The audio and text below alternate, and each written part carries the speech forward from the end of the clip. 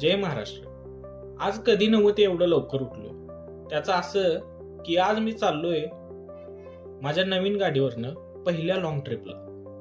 चकचकीत आवरून गाडीजवळ गेलो. कव्हर काढल्यावर काय कडक दिसते बघा, विषयच नाही हो.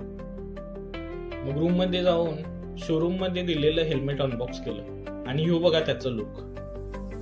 यासोबत मला मिळालं वॉरंटी कार्ड आणि युजर मॅन्युअल. हेल्मेटवर रॉनिंगचं बॅजिंग आहे आणि खरंच क्वालिटी आहे राव, एकदम परफेक्ट फिटिंग. चला तर बॅग पॅक करून राईडला सुरुवात करूया.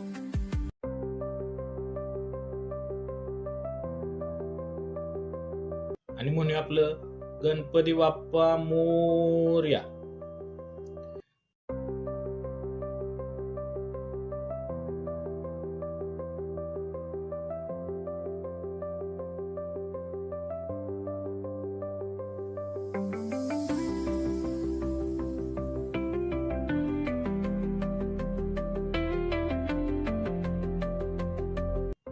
ग्लव्सच्या डिझाईन वर जाऊ नका, माझंच आहे, लय लोड घेऊ नका.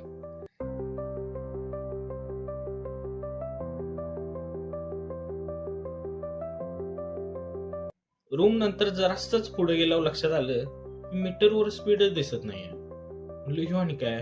मग शोरूम मध्ये फोन करून विचारलं तर म्हणाले फर्स्ट सर्व्हिसिंगच्या मेंटेनन्स रिझन्स मुळे आम्ही ही केबल जोडलेली नाहीये.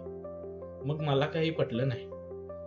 थोडं पुढं हिरवळ बघत म्हणजे निसर्ग बघत साताऱ्याजवळ टीव्हीएसच्या शोरूम मध्ये स्पीड सेन्सरची केबल जोडून घेतली आणि मीटर चालू करून घेतलं.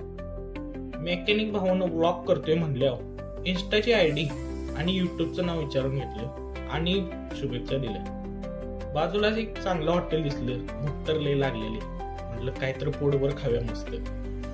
लय विचार करून एक ऑर्डर दिली. डोसा, इडली, सांबार, चटणी. हे खाऊन चाललो घाटाकडे. कंबाटी हो, काय तो डोंगर आणि काय तो जरा थांबून मजा घेऊया म्हणली. तेवढीच गाडीला बी जरा विश्रांती हो. नंतर डिगी करत मस्त कोल्हापूर जवळ आलो आणि ह्यो बघा गावाजवळचा व्ह्यू. सगळा शिनोटा गायब हो. असं करत पोचलो रात्री वेळानं घरात. त्यामुळे गाडीची तेवढीच पद्धतशीर पूजा करून आत घेतली आणि निवांत दुसऱ्या दिवशी भावड्यानं चकचकीत गाडी घेऊन एकदम मस्त पूजा करून घेतली घरच्या. नंतर 1-2 दिवस गावाकडेच निवांत राहून देवदेव करून मी लागलो परतीच्या प्रवासाला.